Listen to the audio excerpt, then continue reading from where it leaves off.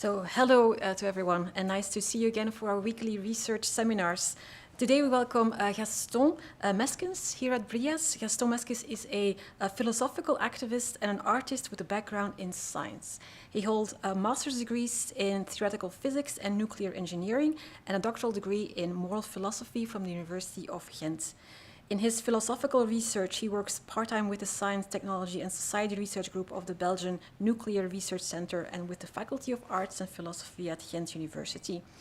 At Ghent University, his research focuses on a human rights perspective related to intellectual capacity building in the interest of global sustainable development governance.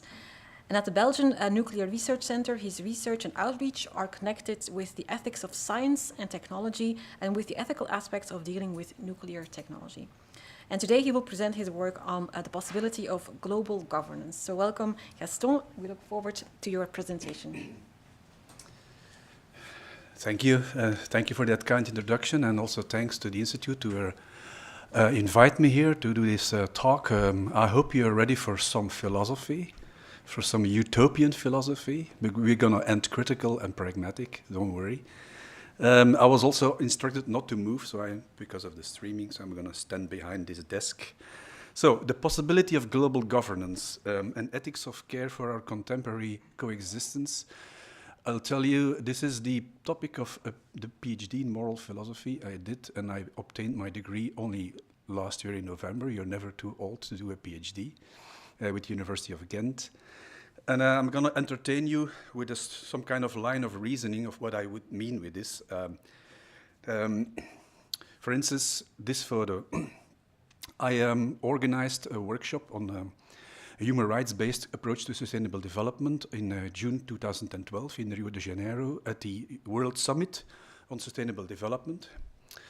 And there I got this idea to do something on ethics in connection to global governance. And so it was a lively event with lots of NGO representatives. The day after, we also did one in the People's Summit. You may know that every time there is a United Nations formal conference, there's also like a People's Summit with activists and so next to it. The location was nicer. This is on the beach of Copacabana. And we had a small audience, but the discussions were lively and inspiring, and that's for me very important. These reflections, discussions that inspire people, engaged discussions that inspire people and give people power and capacity. This is going to be one of my messages also. So, the line of reasoning, the state of the world, the idea of the possibility of global governance, the reasoning itself, and then some reflections. And down there you have the link. I believe the presentations will be made available. The link to my website where you can also free download the book. I'm also now negotiating to really make it an official publication, but you can already download it for free if you want. The state of the world. There's many things to say about the state of the world today. I just give you two highlights, and you may know them. For instance, this is the state of global environmental governance from the International Institute of Sustainable Development. They make this publication every year. It's also free downloadable on the website. Some highlights from this report. In 2025, global political and economic fragmentation put the rules-based system under enormous pressure, the IISD writes. The number of major international conflicts grew to 59, the highest since World War II. With growing geopolitical tension and unprecedented challenges to multilateralism, 2025 saw both setbacks and wins in global environmental negotiations, they say, while shared action on climate change, biodiversity loss, land degradation, and pollution is not moving at the speed and scale required, some advances are cause of hope. Now, maybe you have read the report, or you know about it, or you try to imagine what these signs of hope are. And I could ask you, but if you read the report, one of the highlights they put there as a sign of hope is that 2025 revealed an increasing emphasis on efficiency in implementation and governance. While synergies between conventions have long been discussed, these talks took on renewed salience because of shrinking budgets and the need to do more with less. They present this as a sign of hope, which is a bit ironic, of course, I mean, there's pressure on delivery in politics, there's shrinking budgets, so we are forced to really integrate the processes more than ever before. I've known the times, I've attended many UN meetings on sustainable development and climate change. My first climate change conference was in Kyoto in '97, a long time ago. And since then, the process on sustainable development and the process on climate change evolved in parallel. There was almost no synergy between the processes. Now they are forced to do it because of shrinking budgets. So you could see that as a sign of hope. Sorry. The other report I want to highlight, talking about the state of the world, is the Democracy Index. This is the latest. They're preparing the one of last year now. It's prepared each year by the Economist Intelligence Unit, which is connected to the Economist magazine. And what they do is they prepare the Democracy Index. It measures the state of democracy among the 167 countries and territories according to a number of criteria: electoral processes, governance, political participation, political culture, and civil liberties. Also there you can, if you sign up, you can download the report for free. What did they say? Democracy is under pressure. As authoritarianism tightens its grip, democracies are struggling to maintain public confidence, putting their future at risk. We can imagine a number of examples today. Only 45% of the world's population lives in a democracy, 39% under authoritarian rule, and 15% in hybrid regimes that combine electoral democracy with authoritarian tendencies. You will see a list, a ranking, according to this democracy index of all the countries in the world. If you download the report, you can try to find your own country. On which place do you think this number is Belgium? Belgium ranks number 34. It is in the category of flawed democracies, and especially scoring low on the criterion of political participation. So, participation of citizens in political decision-making. It's lower than the United States, it's lower than Israel, and it's one higher than Botswana. Visions, sentiments. We all have our own visions and sentiments on the state of the world today. We might see signs of optimism, hope, as we said, but also pessimism and even defeatism. And we can just look at it and try to really focus on our own life, our own personal, individual interests and so on. But of course, we also feel that we live in a world where we feel the eager to engage. I really believe, and I will come back to that, that being engaged in social deliberation became one of the bare necessities of the modern human being. Back in time, the village was our world.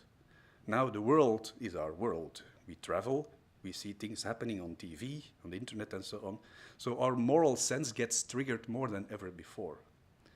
And being able to really participate in that global dialogue, I think, became a bare necessity, almost on the same level as food, water, and shelter.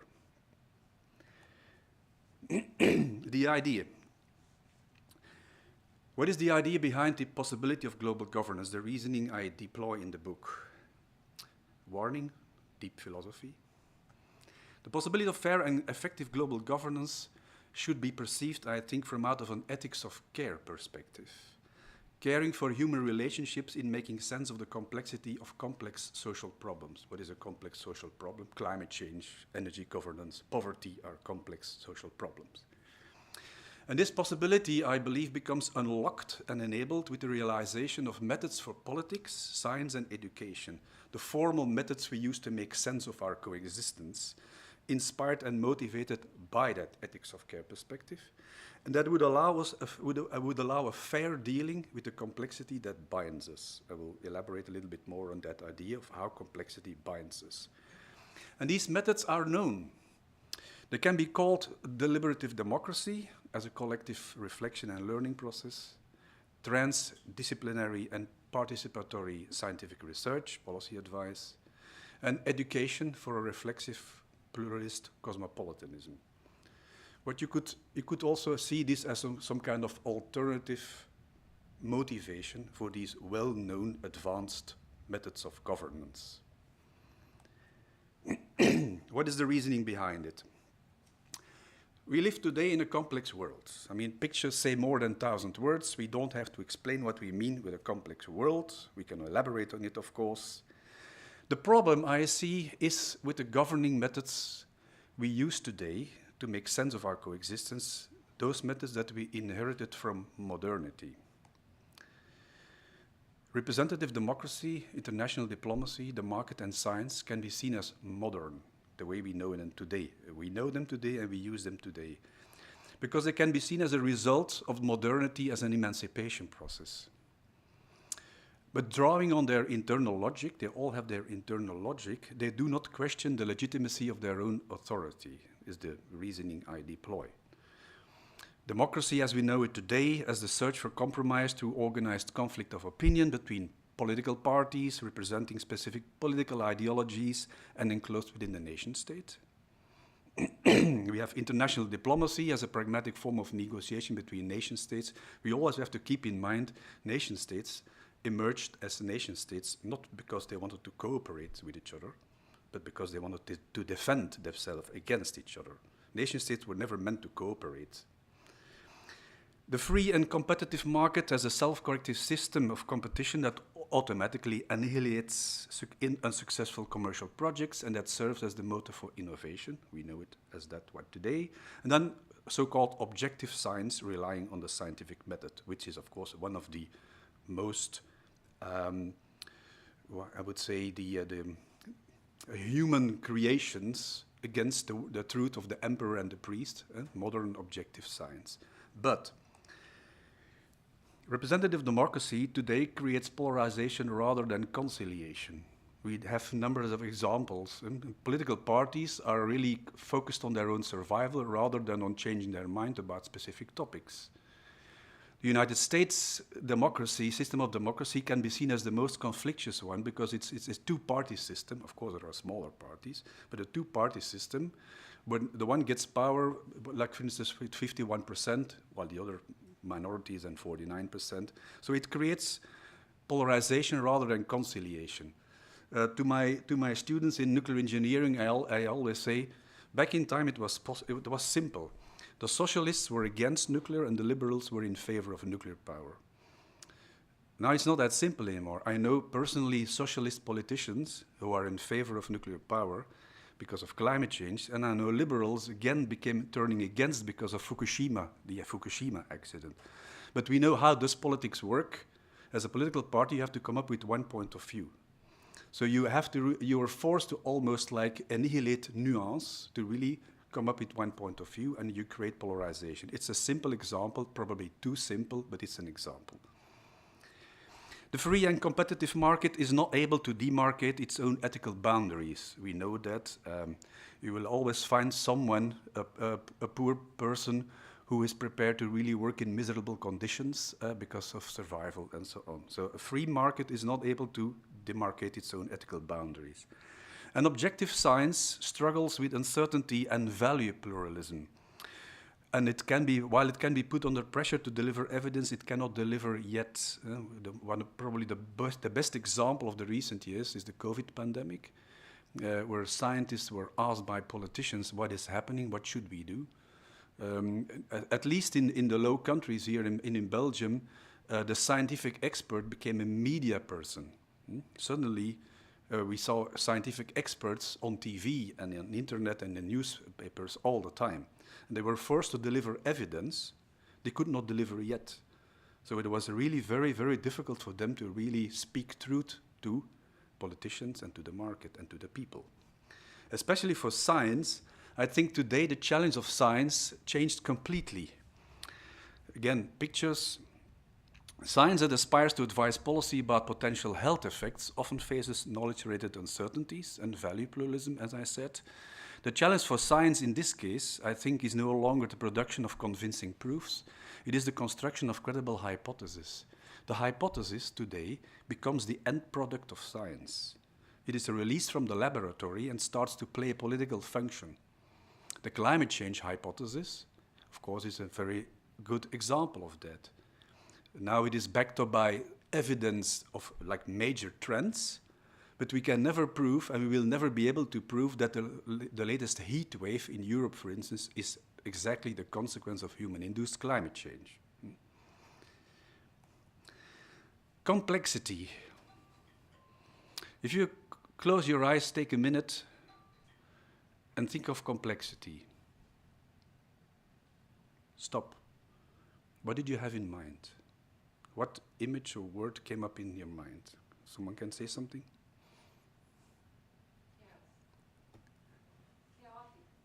Yeah.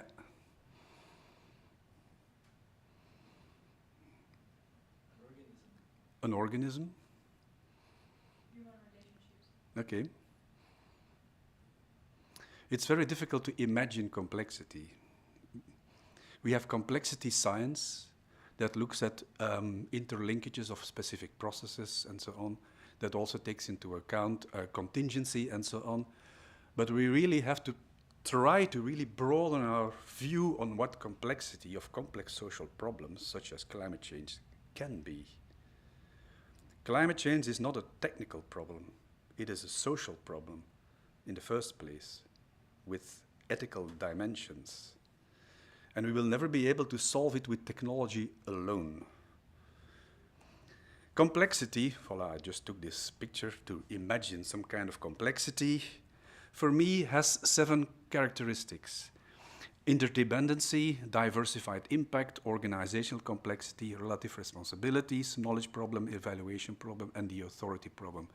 We don't have time to really go deep into all of them, but interdependency is a complex problem never comes alone. They are all interlinked. You cannot solve poverty first and climate change afterwards, for instance. They are all interlinked.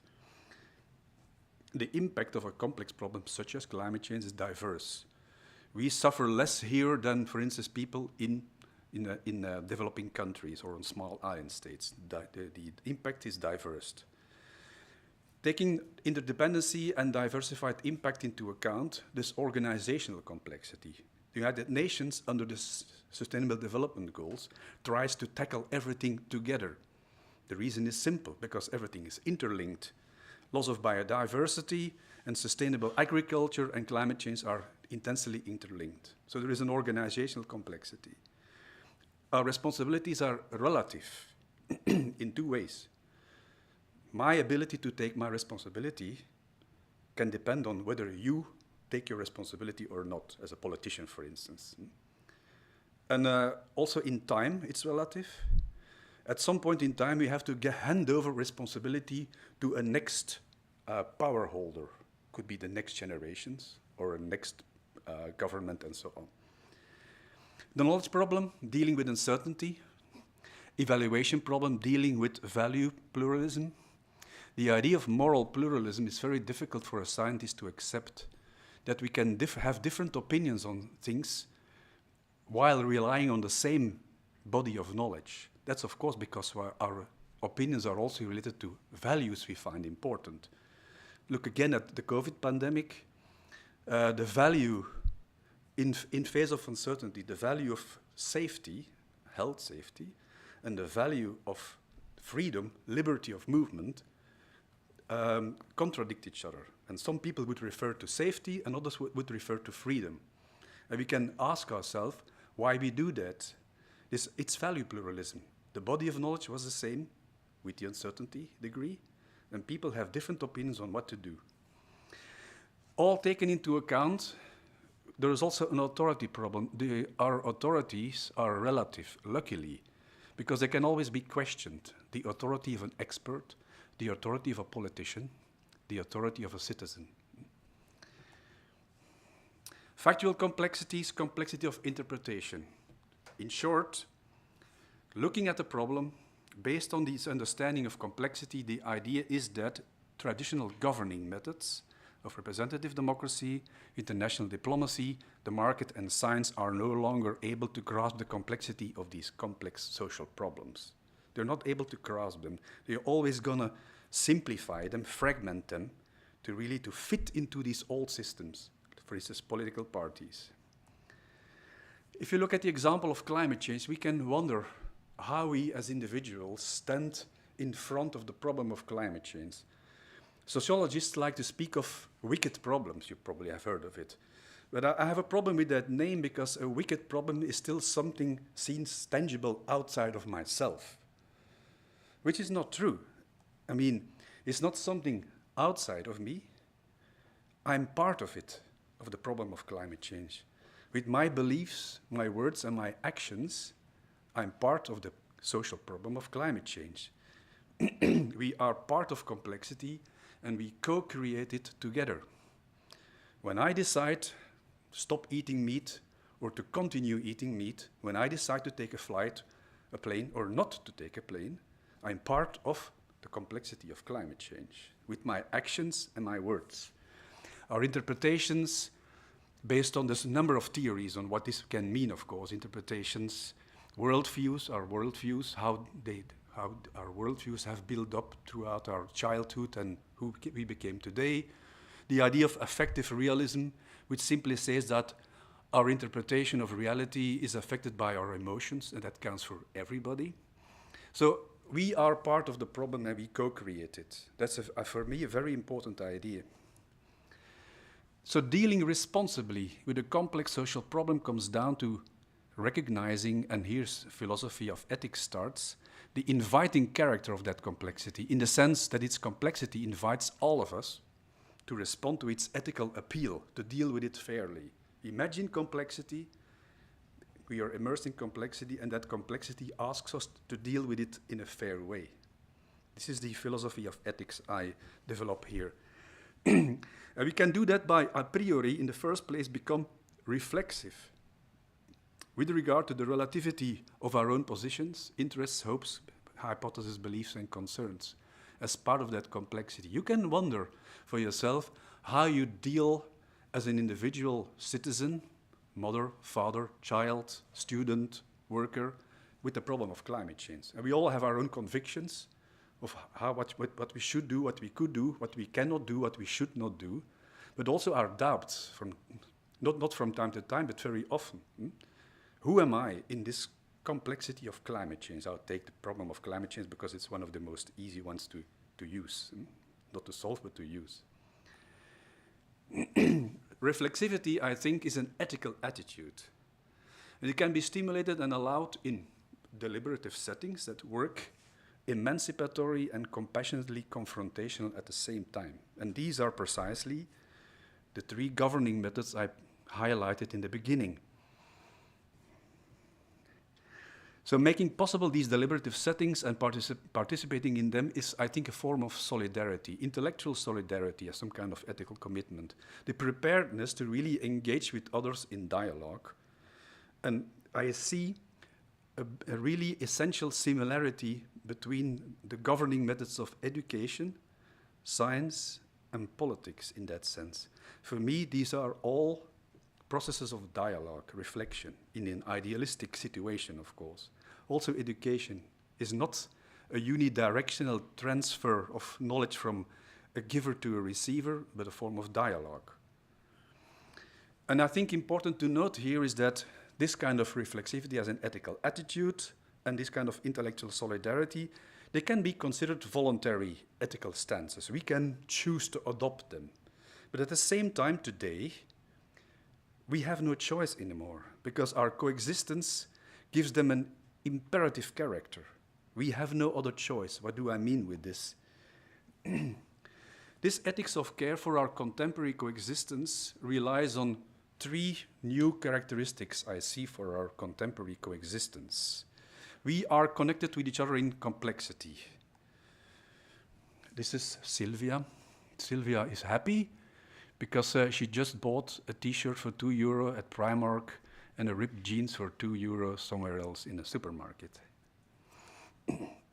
Sylvia might not know that her t-shirt is made in sweatshops in Bangladesh and her ripped-off jeans is made in sweatshops in China. There's a documentary, China Blue, it's free, you can see it on the internet, about the jeans business in China. Imagine that Sylvia comes to know about these problems, that children are working almost as slaves in these sweatshops and so on, so not only adults. What can she do? She can say, oh my God, that's terrible. But how can I change it? Whether or not I buy that t-shirt, it will not change something, so I can buy the t-shirt. Or she can say, this is too terrible, I feel guilty, I'm not buying that t-shirt anymore, from now on I wear second-hand clothes, okay? But she can also become an activist. Imagine she becomes a very powerful activist. So powerful that the sales of Primark and the other chains go down. Who will be the first victim of this? The workers in Bangladesh and China, of course. This is the intangible, ungrippable thing of complexity. You could say, well, it's easy, we need really binding legal frameworks to make sure that Bangladesh and China cares for proper working conditions. In Bangladesh, things changed, but only after this factory collapsed a few years ago with more than 2,000 deaths. Since then, we see the business moving to Vietnam. So I'm not presenting problems and easy solutions. I'm just sketching how complexity works. And of course, it's not a new thing. But it is really to invite us all to reflect on how we stand in front of this complexity. This is probably an easier example. This thing became really an indispensable tool in our lives. We are all responsible for the child labor in the coltan mines in Africa. Are we? Are you responsible? As anybody else, as this second other person here? Yeah. Are we all responsible? I'm not asking for a response. I'm just sketching how complex the question is. And of course, we could care for better working conditions in Africa, in the coltan mines. But then an iPhone will double the price. So it's always intangible, and complexity can escape in all kinds of directions when from the moment on we try to grasp it, for instance, in legal frameworks. The fact of complexity brings along 3 new characteristics of coexistence, and I call them connectedness, vulnerability, and sense of engagement. What do I mean with this?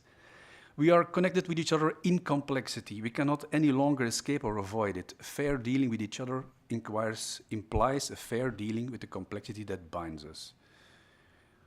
For instance, in the case of the cheap clothing, it starts with recognition, raising awareness, and seeing what we can do ourselves. And we know that individual responsibility is only part of the solution, and so on. In complexity, we became intellectually dependent on each other. We should care for the vulnerability of the weak, the poor, and the ignorant, but also of mandated power. In complex social problems such as energy governance and climate change, the next generations are among the most vulnerable people because they don't exist yet. We cannot discuss with them. We have not only practical power over them, in the sense that what we decide today will affect them, we also have moral authority over them.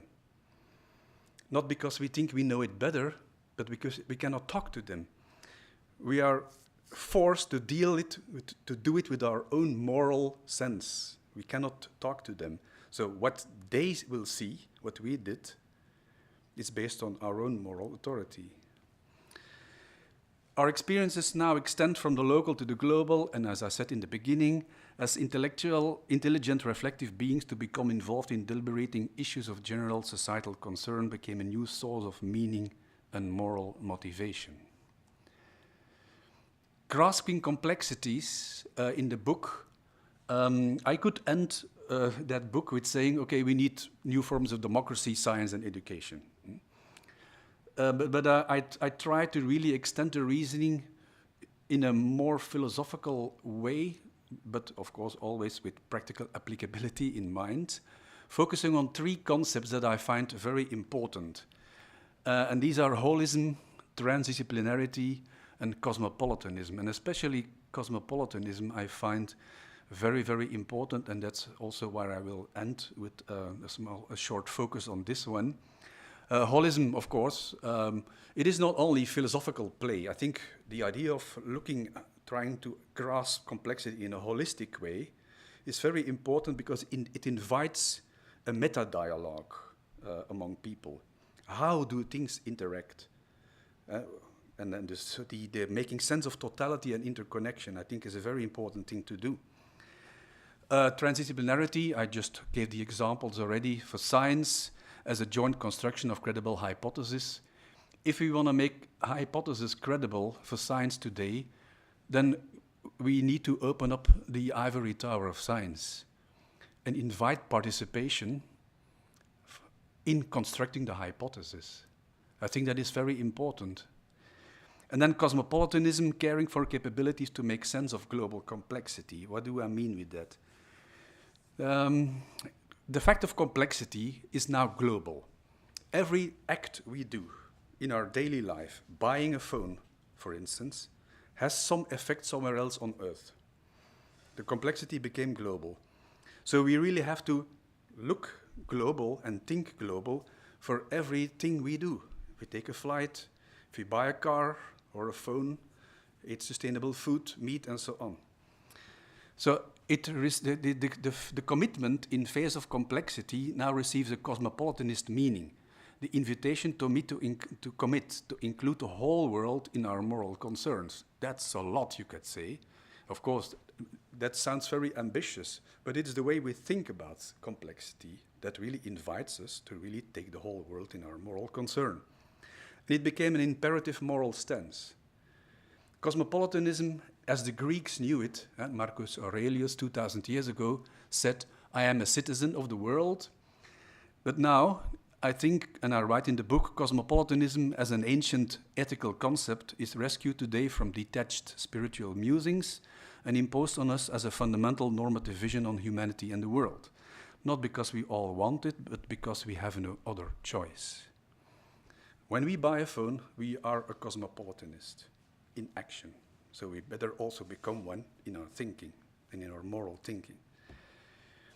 I see two necessary focuses that for cosmopolitan, the idea to develop further, an understanding of us ourselves with our responsibilities and rights as cosmopolitanists or citizens of the world. What does it mean today?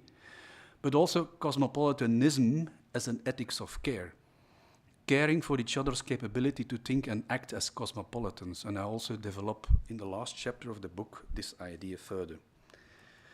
And then as some kind of overview, you can connect them to the characteristics, holism, transdisciplinarity, cosmopolitanism, and then we see this coming. Competence, capability, becomes for me the most important way out of cynicism. Some reflections to start to end. A plethora of concepts that are in need for joint reflection on their meaning. I'm going to say something very short about utopian thinking, and then end with the idea of the subversive power of solidarity, which is also my conclusion in the book. The possibility of global governance is actually a line of reasoning, necessarily cross-cutting several philosophical fields, focusing on specific proposed interpretations of concepts. Global governance, complexity, reflexivity, ethics of care, deliberative democracy, holism, transdisciplinarity, cosmopolitanism. When I started that PhD, my doctoral commission said, it's too much, too many concepts. And I said, I know, but I really have to cross-cut through all of them to really develop the idea. I'm not going to entertain you with discussing each of them here.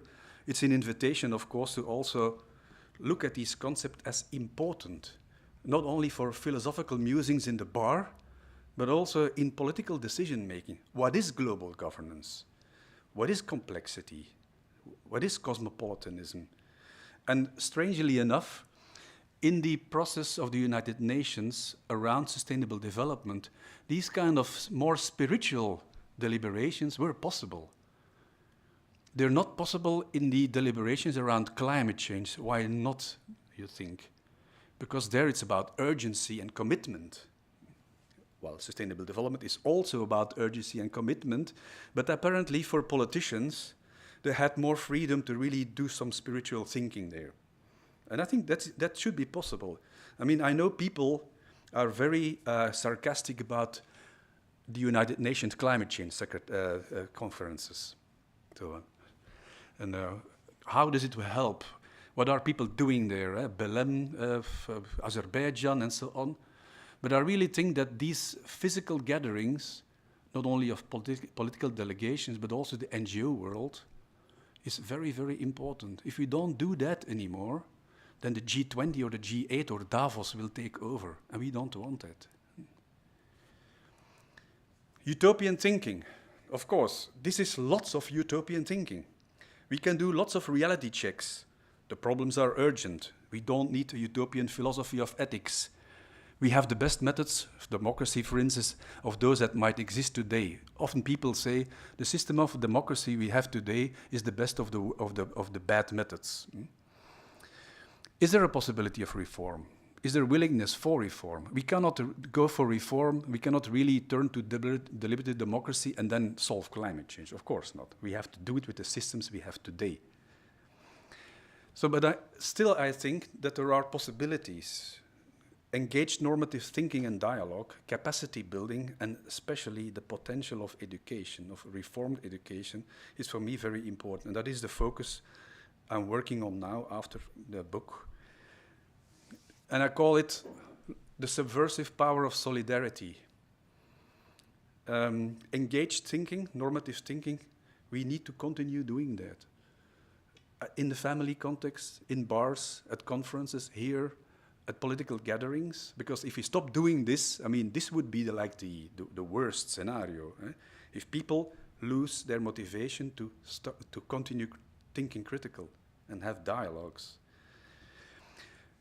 My next project, it's called New Humanism. I invite you to check the website. And we work now on this idea of education for a cosmopolitanism beyond comfort zones. That's the slogan, that's the title. And we ask the question, what kind of education do our children need to make them more resilient to all kinds of capitalist, conformist, and fundamentalist manipulations of our coexistence, and to enable them to become self-reflexive, open and tolerant cosmopolitans or world citizens, capable of living better with each other in our complex society. It sounds again very naive, but if you look at our systems of education today, lots of work needs to be done. We see the tendency towards science away from the humanities, for instance. Lots of universities get rid of or are gonna like put less attention in the humanities. While at the same time, many voices would say, we need this holistic, cross-disciplinary education that instead of making only specialists, preparing specialists for the job market, we also really need to educate our children, giving them the capacity to live in this kind of complex world. So we had a pilot workshop in New York together with United Nations in 2019, and then we planned a number of events afterwards, but then Corona came into place, and we are all volunteers, so we are slowly starting again now doing this, and I invite you to check the website, and if you're interested, just write me. I'm going to end with three quotes. Also, one of myself from the book, but also first Noam Chomsky and Iris Marion Young, two sources of inspiration for me. Every form of authority and domination and hierarchy, every authoritarian structure has to prove it is morally justified, Noam Chomsky says. And if you look at this, and if you look at forms of authority we see today, then we can wonder whether they are morally justified or not. Is representative democracy a moral justified form of authority? We can ask ourselves. Yes or no? I mean, it can easily be misused. It's the best form we have today and so on. So it's an invitation to also think about the fairness of systems, of methods in that sense. Social justice means the elimination of institutionalized domination and oppression, Iris Marion Young says. Any aspect of social organization and practice relevant to domination and oppression is in principle subject to evaluation by ideals of justice. Let's do a short thought experiment before we end. Imagine something needs to be decided in your village, in your region. Constructing a highway alongside your village, or a nuclear power plant, or a large chicken farm. And imagine you have a specific preference yourself. It doesn't matter what. in favor or against the highway, in favor or against the chicken farm, in favor or against the nuclear power plant. And imagine that the outcome of the decision-making process is not what you had hoped for. But imagine that you accept the decision because you know that the method that was used to make it was fair. This is the ultimate criterion of democracy, that you can accept something you don't like yourself because you know that the method was used to make the decision was fair. Of course, it opens lots of philosophical and practical questions, because what is a fair method? Is Belgian politics fair? Is American politics fair? Is the politics of your municipality fair? It's a complex question and a very simple question at the same time. It's just an invitation to think about democracy and politics also from that perspective. So, it may be clear that we do not need deep reform of our society to make research transdisciplinary and participatory, to make education pluralist, critical and reflexive. And even in the old modes of politics we have today, it is possible to organize public and civil society participation in deliberation around concrete issues, and to take the outcome of that deliberation seriously. So although today we do not live in a society inspired by intellectual solidarity, we have the capacity to foster it and to put it into practice. Thank you.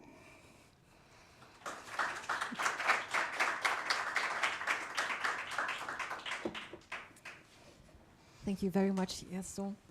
Now we open the floor for a Q&A. Who has a question, Lua? Thank you for the talk. It was very interesting, very contemporary. I have a number of questions. I apologize in advance. The first one concerns the framing of the talk, in the sense that I really couldn't wrap my mind around whether it was an empirical, normative kind of looking at the problem. At times it seemed very empirical, and then you touched on something that was moral and values, and it seemed like you went towards normative, but I never really understood how these two important parts of how we think scientifically at something talked to one another. The second one is that I have to admit, I was a bit with your PhD committee. It's a lot of concepts.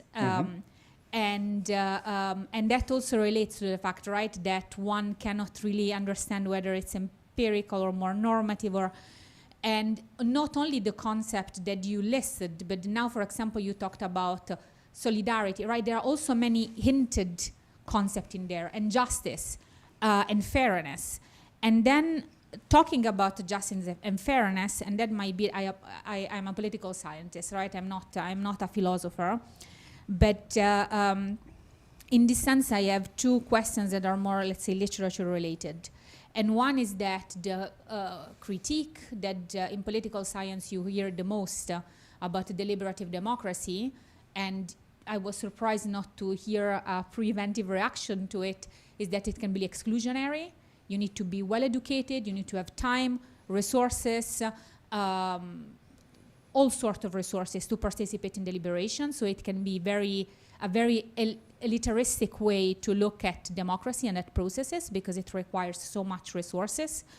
And the other one is, you talk so much about justice and fairness, and every time you talked about moral justification, I wondered whether these are problems that a few decades ago John Rawls also thought about, right? And I kept thinking of justice as fairness, and to be honest, all the problems that are here I couldn't sketch, because some of these problems weren't there. It's definitely a way more interconnected world that John Rawls saw, but overall it seemed to me that is the main construction architecture of this theory could be applied to this in a overall straightforward way, and I was wondering what you think about it. Okay, thank you. Well, to first respond to your first question, in this kind of philosophy, I gave myself the freedom to think normative. I didn't do any empirical research in the sense of didn't take interviews and so on, or opinion polls. If you read the book, it has 20 pages of references.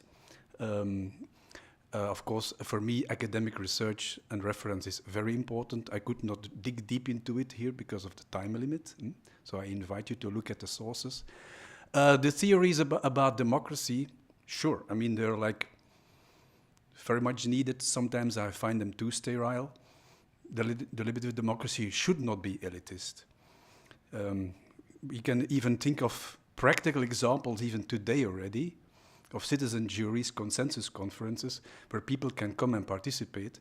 That's not a proof that I'm right, of course. It is we have to really look at these possible concepts and look at what the possibilities are. That's also the reason I put possibility in my title. And for me, it is very important to not isolate theories of democracy from theories about science, from theories about education. I deliberately always take them together because capacity building, also for deliberative democracy, is very important in that sense. So it's not a sociologist or political research, it's a philosophical research, where I think I needed to really cross-cut through all these concepts to develop my reasoning. But we can, of course, talk about it later also. It's because I would like to hear your visions about democracy in that sense also. What always surprises me is that even all my leftist intellectual friends, there's so little critical thinking about our systems of democracy today. People don't even think about it. And sometimes we are forced to think about it because we see things happening in other places in the world. But even for here in Belgium, people just go and vote and think they are like free political citizens. They are not. We are not. As you saw, if you look at the list of the democracy index, okay, Belgium is number 34. It scores very low on political participation. Critical people don't realize we don't live in a democracy, especially not. I mean, in the European Union, the member states of the European Union are de facto no democracies anymore, because more than 70% today, I think I read, maybe you can correct me, of our law is instructed from the European level, which is okay. But the idea that we live in a democracy, even as free voters, doesn't count anymore. Okay.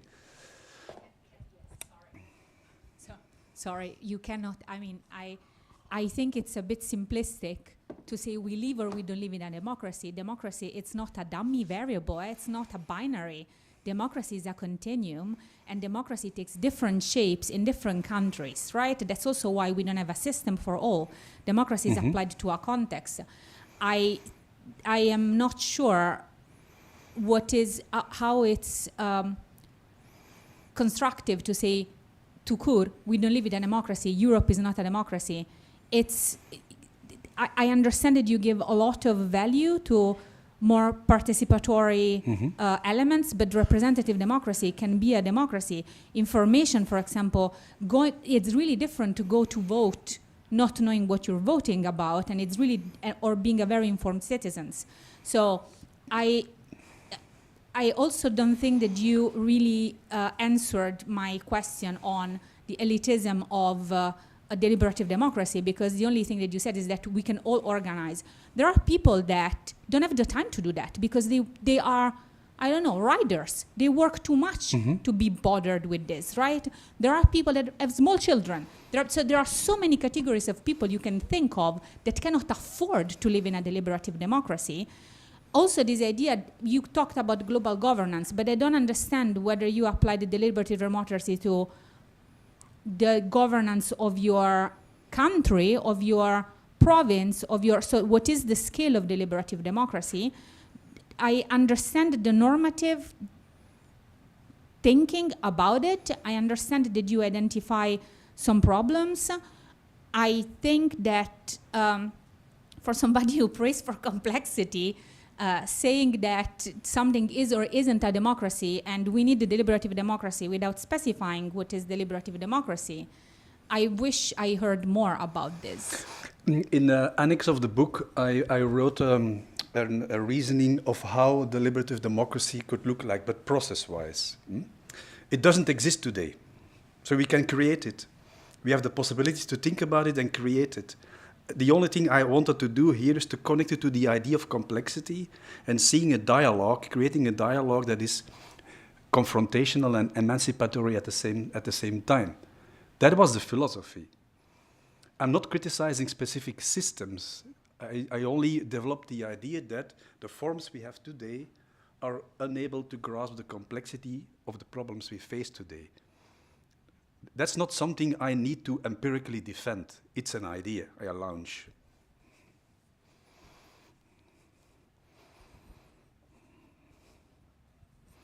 Other questions? Yes.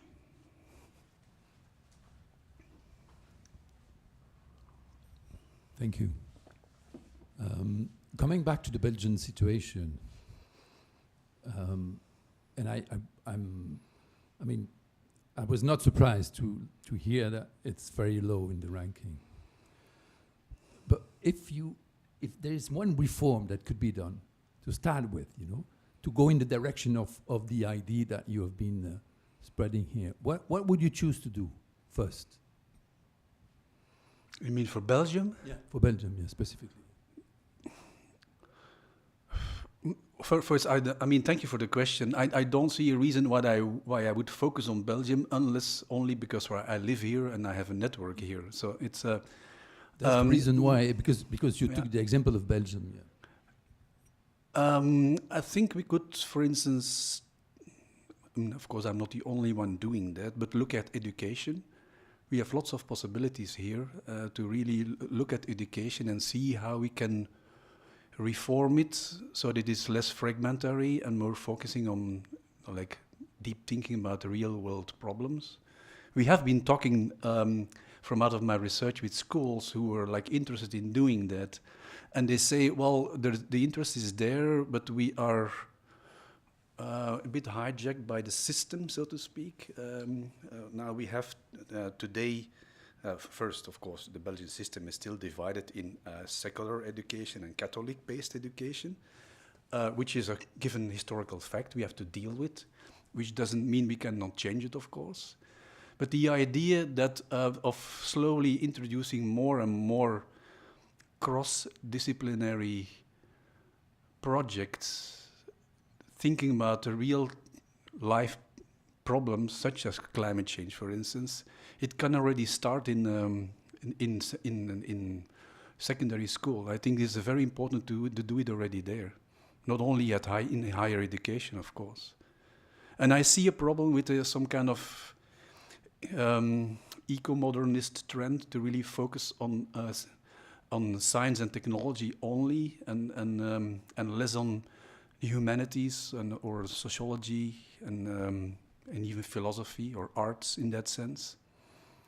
And of course, at the same time, we know that we probably live in the best system we can imagine as compared to different other countries in the world. But I think the focus on education is for me very important.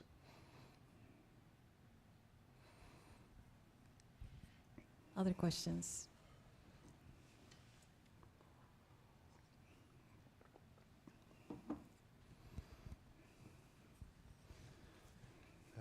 Thank you for your talk. If you talk about complexity, how do you situate that in time? And with that, I mean, do you think that our society is more complex compared to what?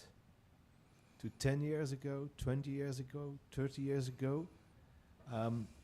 I teach a course on modernization, starting, let's say, in the 17th century. And I think if you would ask people about complexity at every single time in history, they would say, well, our society is becoming more complex. Mm-hmm. So how do you think about the evolution of complexity, and what are then the driving forces there? Is it for example, social media, the internet, or how do you think about it?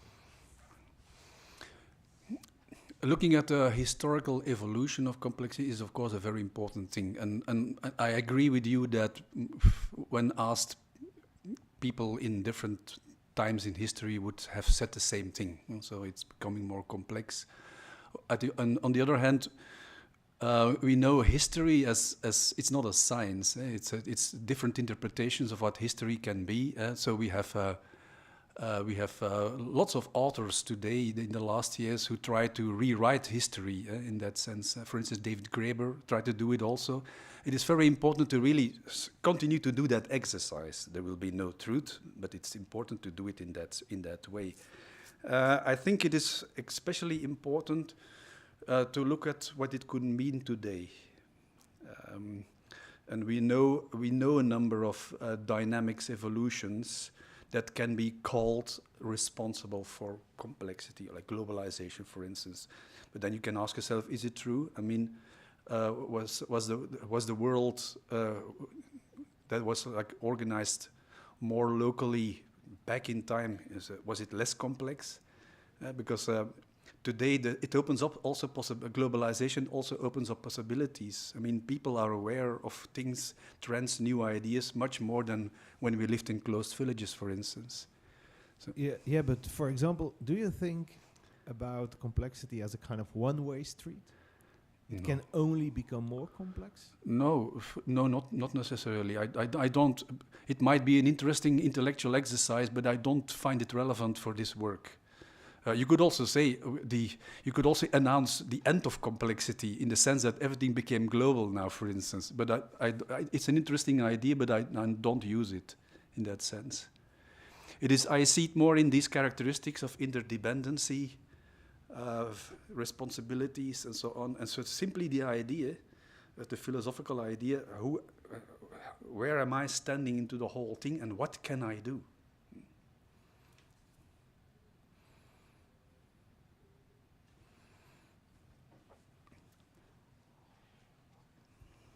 Anybody else?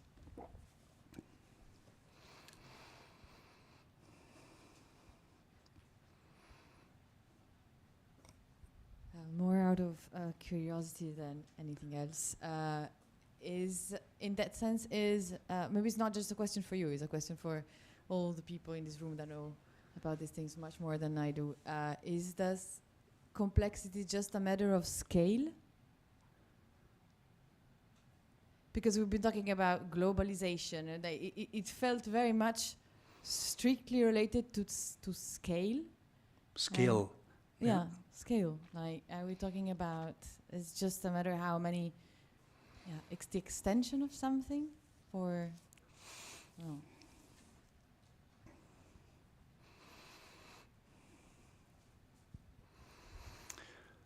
I mean, everybody is free to answer. But I think it's a good question, Camila, and I think it is. Because what Luana was also saying on deliberative democracy, what you'll say, it's difficult to scale up deliberative democracy. I mean, there are many initiatives that are trying out things linked to deliberative democracy on the local level, but once you try to scale that up to the nation state and even beyond of that, course, it's becoming very, very complicated. How to do that? So that's one of the big questions. I think many of us are dealing with that, like how to scale this up. And exactly also this question about representative democracy, it was like in its development, it was so much linked to the development of the nation state and linked to the boundaries and the borders of the nation state. And I think now the question is also, can we think about a representative democracy that also pushes beyond the borders of the nation state?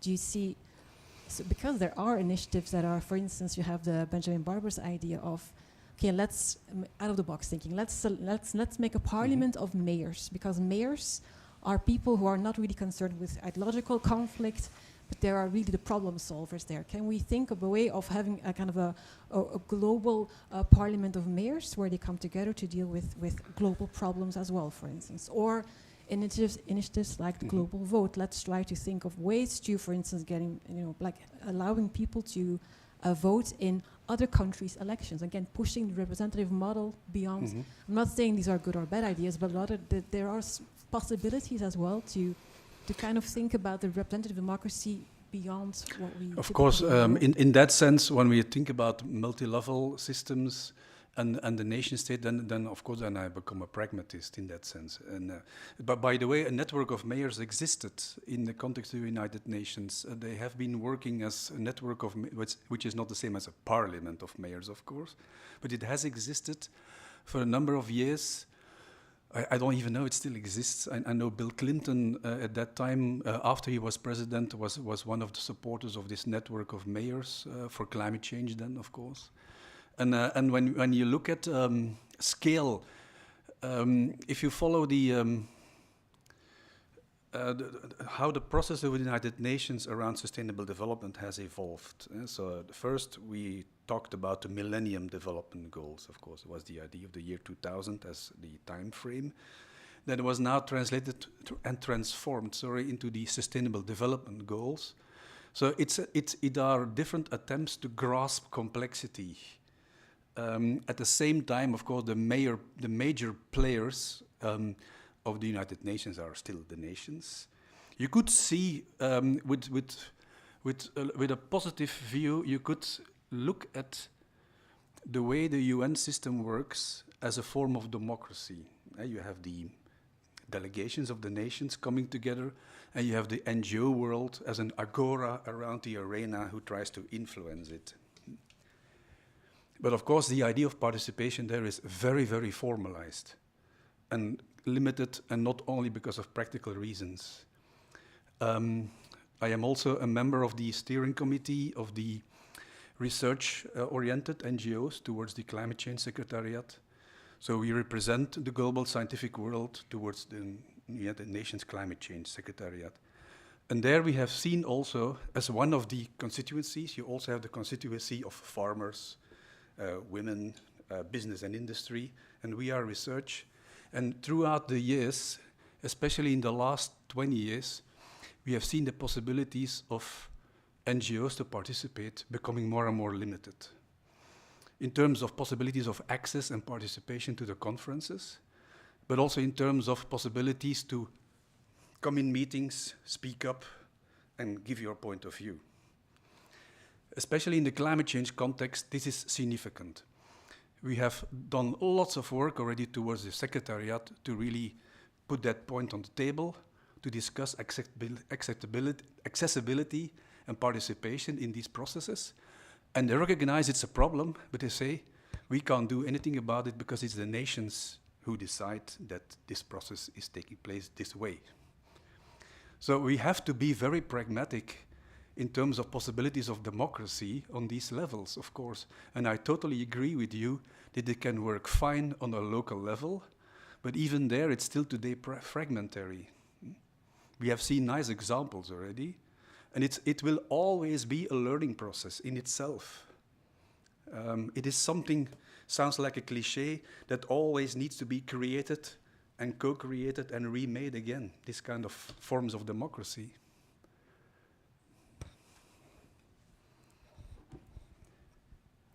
Yes, hi, my name is Marco. Thank you so much for your talk. I find myself agreeing with a lot of things you said, especially about the relationality and the need to see the world in this holistic and nuanced way.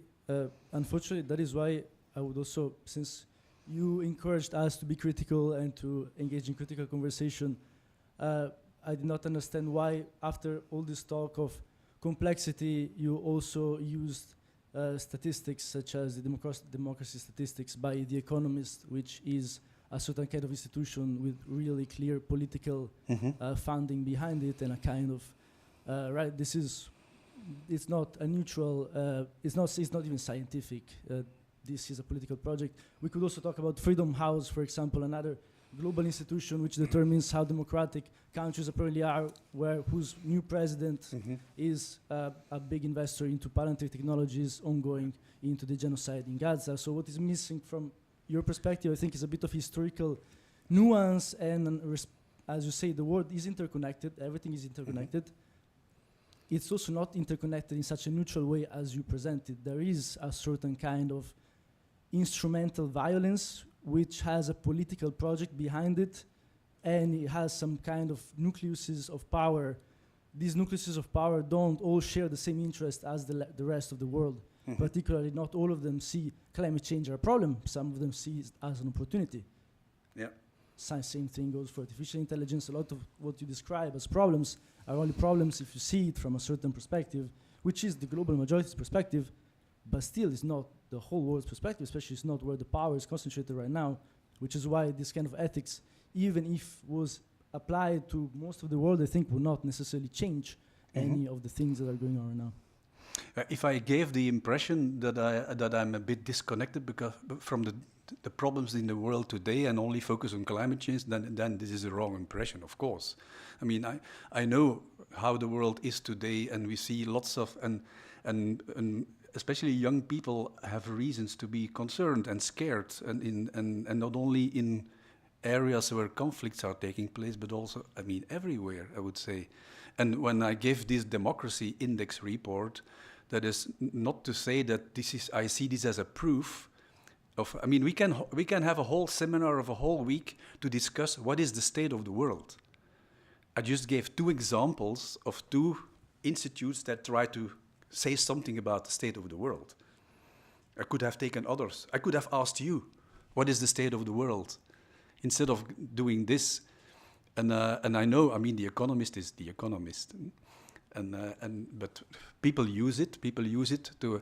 The interesting thing is that it is an exercise, a thinking exercise that has been done, and we have to look at it, and we can simply present it or reference to it. When I present it, I'm not saying I support this fully. This is a phenomenon of knowledge creation in an institutional context.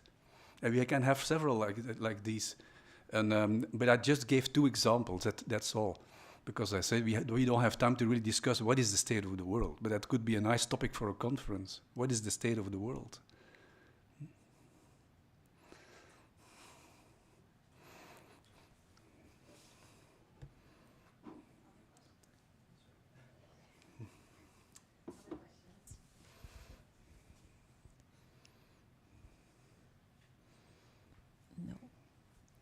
Okay, then I think we can wrap it up. Thank you so much, Gaston, for a very lively discussion.